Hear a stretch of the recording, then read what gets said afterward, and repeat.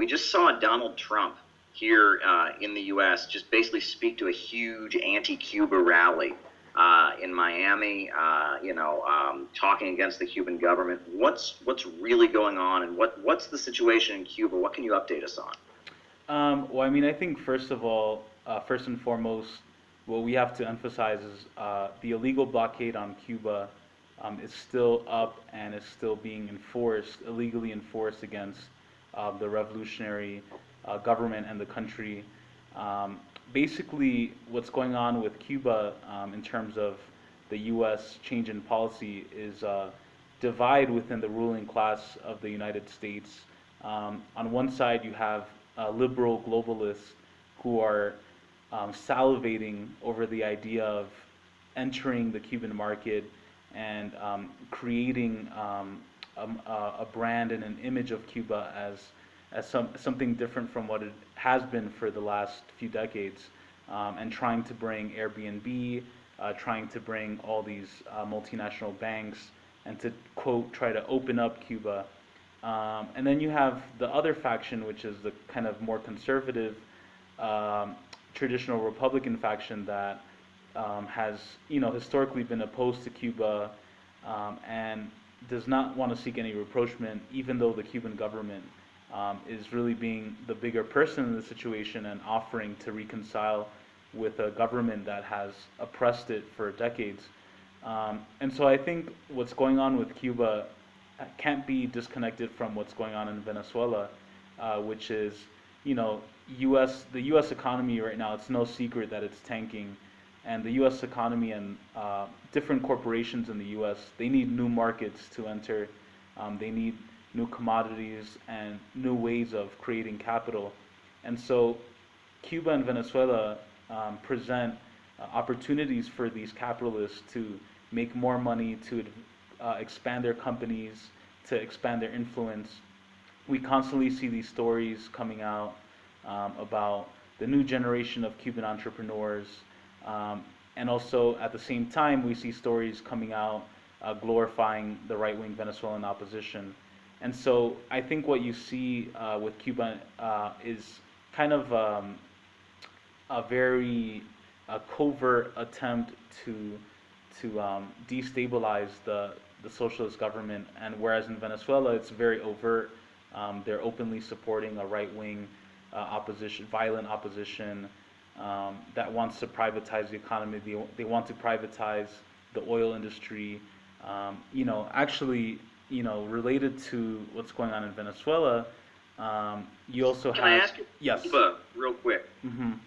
One thing I did notice that a few months back, before Trump had announced what he was going to do about Cuba, there was an article in the Wall Street Journal, kind of an op-ed, and it urged Trump not to end diplomatic relations with Cuba. And it gave the reason that it feared that a Chinese military presence could develop in Cuba. Right. And it talked about, I think the article, if I'm not mistaken, talked about the canal being built in Nicaragua right now by the Chinese government in collaboration with the Sandinistas. This canal, the pound of the Panama Canal, and they feared that if the USA were to just, go back to the way it was before Obama, kind of improve things a little bit, and establish diplomatic relations and such, that they feared that China would increase its presence in Cuba and kind of set up a presence there militarily and economically. Do you think that's true? Is that a factor? I think so. I mean, I think if you look geopolitically at, Nicaragua and Cuba, Nicaragua is the entry point for the Silk Road from China into Cuba. There's the Asia Infrastructure Development Bank and the One Belt, One Road policy, which Venezuela, all the ALBA countries have praised and fully support. And so I think that the same way in which different people have warned Trump against bringing China and Russia together, it's very similar to what you see going on with China and Cuba, where they don't. There is a sector of the ruling class that doesn't want, is fearful of China having defense capabilities in Cuba and Nicaragua. Okay, well, back to Venezuela. So we all know that what's happening in Venezuela is that Maduro is an evil communist dictator, just like Stalin and Mao, and he's intentionally starving the population because he hates humanity and he hates freedom, just like all communists everywhere, right? That's what's happening, right? I mean, yeah, I think that's the narrative that mainstream media presents. I think people, just like this, they claim that Assad, is this evil dictator and that he's horrible. Most people don't know that he was actually democratically elected, that Syria, along with Venezuela, has one of the most transparent and democratic systems. And the reason, they're doing this to Maduro is because, again, the corporations that own the 5 or 6 major mainstream media outlets have direct investments in ExxonMobil and Chevron and all these companies that are just waiting to privatize Venezuela's oil economy. And so I think my advice for anyone who's really kind of confused about what's going on in Venezuela is to look at Venezuelan media, look at what people on the ground are saying. Also check out Caleb's videos on YouTube. He has firsthand interviews with people from Venezuela who can offer a totally different perspective than what mainstream media is offering. But I think another reason that they're attacking Maduro is because he actually presents a threat to the empire. You can tell someone's political position or someone's political, threat to an oppressive system by the way that the mainstream media characterizes them. And I think that, the establishment in Washington is very scared of people like Maduro and Assad because they just don't seem to leave. There's this whole saying of he has to go, he's not fit to rule, and yet, they've outlasted so many of the people that have been trying to claim that for years, and they have mass popular support among the people. And even Maduro now, with the Constituent Assembly that was announced in Venezuela, which is a new process to rewrite the constitution to make it more revolutionary, to eliminate bureaucracy, because even Maduro has admitted, yes, within the past 18 years, within the Bolivarian Revolution, there have been instances of bureaucracy and corruption, and think of this as sort of a cultural revolution for Venezuela, kind of similar to what Mao and others wanted to do in China at a certain point, where they recognized that there were internal issues and internal contradictions that were alienating the masses from the revolution. And so, Maduro is bringing that back, bringing that popular energy and spirit back to the Bolivarian Revolution. And so I think, Washington is scared of that because they know that he's not going to sell out. They know that he doesn't have a price tag like perhaps other people. If you look at, for example, compare, let's say Chile, President Michelle Bachelet, on paper it's a socialist party and it's on paper a leftist government. However, Bachelet's government has sold out to neoliberal transnational corporations, and so that's why they're not, even though she's a socialist technically on paper, they're not attacking her as much because she has sold out to transnational companies, whereas Maduro and the Bolivarian Revolution have not. And so that's a clear indication of the revolutionary nature of what's going on in Venezuela. Okay. Now, can you get into, the economy? Because the way it's presented, the way that it's always presented in the media is that people are starving because of government control of the economy, because they don't have the free market, and that it's just that simple. And when I was in Venezuela, the biggest, contradiction that I saw in that story is that the food manufacturers that are causing all the problems and the food importing companies are all private. I mean, this problem with food is coming from the private sector. Can you talk about what that's about and what the setup is there, and kind of make that clear as to, what's going on with this food shortages and what they're doing about it, et cetera? Right. So one thing to consider is, Venezuela is a country that it's still moving towards socialism. It hasn't completely reached socialism yet. It's fighting to build socialism. And so, unfortunately, that means that private companies still have sway in the country and are still able to manipulate the market. It's not an entirely a command economy just yet, but it's hopefully moving in that direction. And so I think, with these supermarkets, a lot of them are owned by wealthy right-wing elites that have, owned markets since even before Chavez came to power in 1999. And so, with bourgeois media attacking Venezuela about, it can't even feed its people and people are starving, it presents a perfect opportunity for these people to make money off of regime change, which will then further make them even more money. And so, a perfect example of this is since the early 2000s, even just before the 2002 attempted coup against Chavez, supermarket owners associated with the right wing have been purposely hoarding food, grains, and raising the prices, right? And so to make it seem like no one can afford food and to make it seem like it's a problem of government inefficiency, when in reality the problem is sabotage and it's not government inefficiency, because the government has created programs like CLAP, and CLAP is a government program that has low-income food for low-income families across the country, and the government, has even taken over and nationalized bakeries that were run by right-wing owners that were hoarding grains and flour and other products.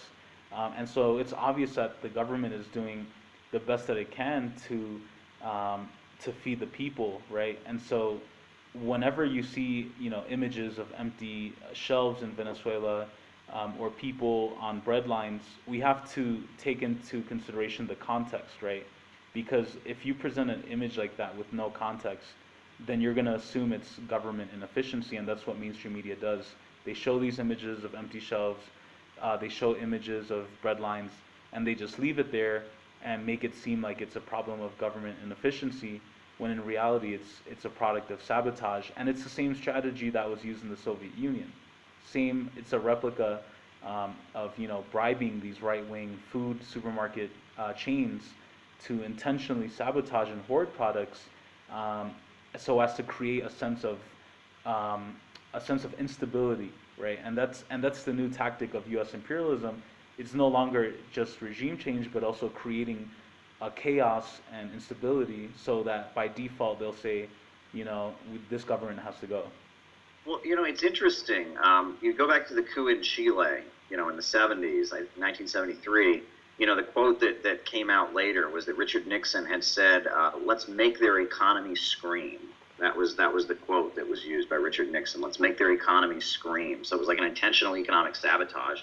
But the other thing is, I was just reading today in the Wall Street Journal, exactly 3 years ago, oil cost $115 a barrel. Today, it costs $46 a barrel, right? And that this low oil prices, which began in 2014, it's slightly better than it was. We were at like less than $30 a barrel, $27 a barrel. You could get a meal at there were some of the family family style meals at Kentucky Fried Chicken restaurant in the USA that were more expensive than a bottle of oil, a whole barrel of oil. It was just ridiculous. The oil prices had just gotten to be so low. Now it's still $46 a barrel. It's remaining low, and there's all this talk that it might go up. And I know there's some debate among economists and among Marxists. There's this talk. People say, well, this is just the natural cycle of the market. Look, there's fracking. This is just the natural cycle of the market taking its work. But if you listen to even back when the oil prices were so high, Donald Trump, now the president, gave an interview talking about how it's intentional and how oil prices are intentionally manipulated. And he said this on Fox Business. He gave an interview about this, way back in 2008 when they were very high. And it seems to me that a lot of people around the world feel like oil prices are being kept low to hurt countries that center around oil, like Venezuela, like Iran, like Russia. Do you think that's the case? Oh, definitely. I definitely think that's the case. And one of the recent developments, and something to look out for those following Venezuela, to the neighboring Venezuela, we have Guyana and Trinidad. And within this last year, I think beginning January, there was huge amounts of oil that was found in Guyana, in a region called Essequibo. And Essequibo is a disputed region between Venezuela and Guyana. And essentially, there's tons of oil that was found there. Guyana's claiming it's their land, and now the Guyanese government is working with ExxonMobil to begin drilling the oil that they found there. And the same with Trinidad. The government of Trinidad just found a ton of oil in recent months, and they're also working with ExxonMobil to begin extracting that because they don't have the facilities or the technology to do so, and they rely on companies like ExxonMobil. And this is the same ExxonMobil that Secretary of State Rex Tillerson belonged to. And let's remember that when Chavez was alive, Venezuela nationalized a sector of ExxonMobil's profits and industry in Venezuela. And so there's always that grudge that the company has against the Venezuelan government. And so I think, whereas before the strategy was kind of working with the Saudis and using fracking to intentionally bring down the price of oil to sabotage Venezuela's economy, I think now they're going to try to bring it closer to home, to Guyana and Trinidad, to extract this oil, sell it at a very cheap price so that they can eventually bring down Venezuela and then raise the prices back up. And so I think, they're using every front they can to attack Venezuela. They're also hoarding currency. There's tons of stories of people in Argentina, in Colombia, in Paraguay, where they found bolivars, the Venezuelan currency, hoarded, like just packed in suitcases. And so a lot of people do that as well. They'll steal bolivars currency and just hoard them and send them to other countries to devalue the currency and contribute to inflation. And so you see these attacks coming in terms of currency wars, oil wars, diplomatic wars. And so right now Venezuela is being attacked on all fronts. And probably the most powerful is the media front because, people have this conception that the protesters are these romantic, revolutionaries who are fighting for democracy and freedom, similar to what they did in Ukraine with the Euromaidan. And so I think, we can't fall for that Washington line. Well, it's funny because the part of my trip to Venezuela that I remember the most, now, was when we visited the colectivos, in central Caracas. And, there certainly are romantic revolutionaries in Venezuela. And if I met romantic revolutionaries in the colectivos, we went to a place called Comuna Pinal, which I think means beehive. And it was just amazing to talk to these people that live in these like apartment buildings. They live, collectively. They produce things that they sell. They have a radio station that puts out revolutionary socialist propaganda. They're armed. They have a militia that is independent of the army. And I wondered if you could talk about, I guess before Chavez died, he had pushed this idea of building communes and independent militias as kind of a way to, he saw that some kind of crisis was coming, and he thought that was key. Can you talk about that a little bit more? And then also I wanted to mention that, I watch a lot of congressional hearings, and Marco Rubio, who's just in terms of, opposing Latin American independent governments, he's just, he's out on the forefront. And I know he seems to be particularly terrified of the Bolivarian militias in Latin America. He talked about them and what a threat they are, and he was concerned that they could eventually align with Iran and somehow become Islamic terrorists or something like that. It was pretty outrageous comments he was making. But I wanted you to talk about maybe the independent military units and also like the colectivos and such. Right. I think, the independent military units and the colectivos, and also the missions, right, the misiones in Venezuela, I think that forms the base of the Bolivarian Revolution. And that's the base right now that Maduro is appealing to, because there are multiple wings within the Bolivarian Revolution. There's one wing that tends to be more liberal, tends to be more pro-reconciliation with violent right-wing opposition protesters. And many see that wing as part of the rising bureaucracy that has emerged within the country, that many feel have become disconnected from the needs of the people. And so I think Maduro is taking the right step in terms of appealing to those missions and communes, which Chavez laid the foundation for while he was president, because that's really where the base of power is. I have a friend who just came back from Venezuela maybe about a week and a half ago, and he told me that if you leave Caracas and if you go to states outside of Caracas, where there are communes and the missions that are pretty much Chavista, that there's complete peace. That people are working, people are providing for their families. There's no protest, and people want to move on with their lives. You mainly see protests in regions like Altamira, East Caracas, where you have this petty bourgeois class and U.S. funded class that is leading the charge in protest. And so right now there's kind of a red light on the communes and the missions because a lot of people have asked, like, why aren't the Bolivarian, like, foot soldiers fighting back? Why are so many people letting the right wing protesters kill innocent people? And I think the reason for that is because they've been given a red light to hold back, because the tensions haven't reached that point yet where the right wing opposition is close to taking power. But believe me, when the threat of Maduro being assassinated or forcefully removed presents itself in a more serious way, those will be the first people who will come out and defend the Bolivarian Revolution. And so, right now it's kind of a process of waiting. The Constituent Assembly process is taking place in Venezuela now. This is kind of the last attempt by the PSUV, the ruling party, to make amends with the right-wing opposition.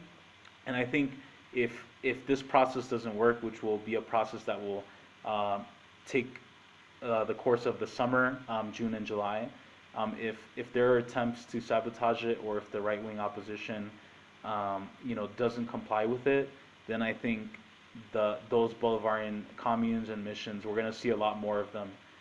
And even just today, actually, a few hours ago, the Opposition Democratic Unity Roundtable Coalition announced that they're not going to, abide by the municipal elections that are coming up.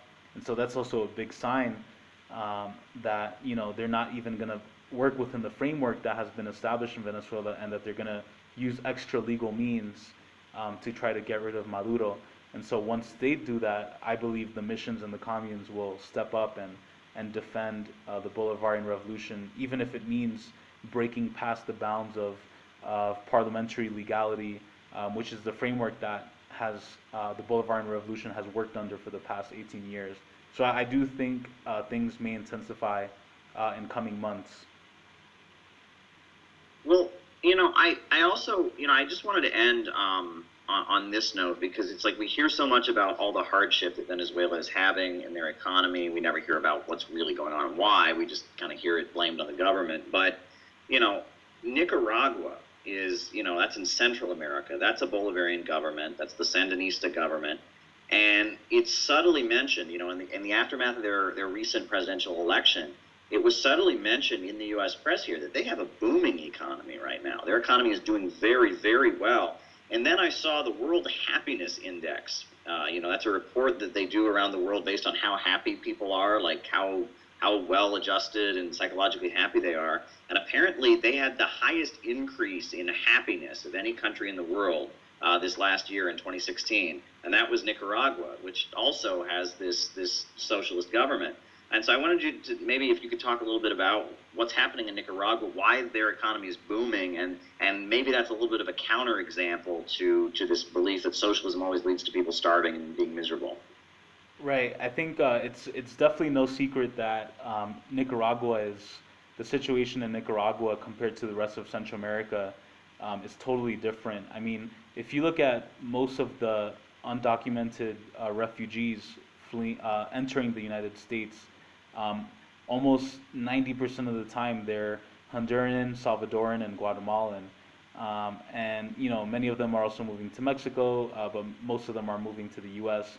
And it's very rare to see masses of Nicaraguans fleeing the country and heading toward the U.S. or Mexico, because there's a lot of stability in Nicaragua. There are obviously issues that persist. There are still cases of poverty and and hunger, etc., but very minute compared to the rest of Central America. And I think the reason for that is because Nicaragua, in terms of diplomacy and foreign relations, sees into the future. They see Russia and China and the One Belt, One Road initiative as the future, and they recognize the U.S. and Canada as the past. And so, that's a big game changer for Nicaragua because um, by working with China and Russia and creating good diplomacy with these countries that are developing, they've been able to, you know, bring low-cost cars, automobiles, create jobs, you create green technology, and they also have very progressive laws in the social sphere. For example, a few months ago, the Sandinistas passed a law saying that sex workers are allowed to work as police officers, as community arbitrators. And so what that does is basically creates jobs for people who are disenfranchised and who have been marginalized. And instead of criminalizing them the way in Honduras or in Guatemala that they do with gang members and sex workers, where they just come at them, with a fist, in Nicaragua the approach is very different. It's a socialist approach. They create jobs for people. They integrate them and allow them to participate in the government. And that's why, you don't see mass protests in Nicaragua. Also, to be frank, Nicaragua doesn't have the same resources as Venezuela does, so that does change things a lot because Venezuela right now is very sought after because of its commodities, because of oil. But I think in the future you will see the U.S. try to destabilize Nicaragua because of its geopolitical significance. Its connection to One Belt, One Road. There's a bill in Congress now to try and destabilize their economy. It's called the NICA bill, actually, and it's been put forward by, of course, Marco Rubio, who's putting forward this bill.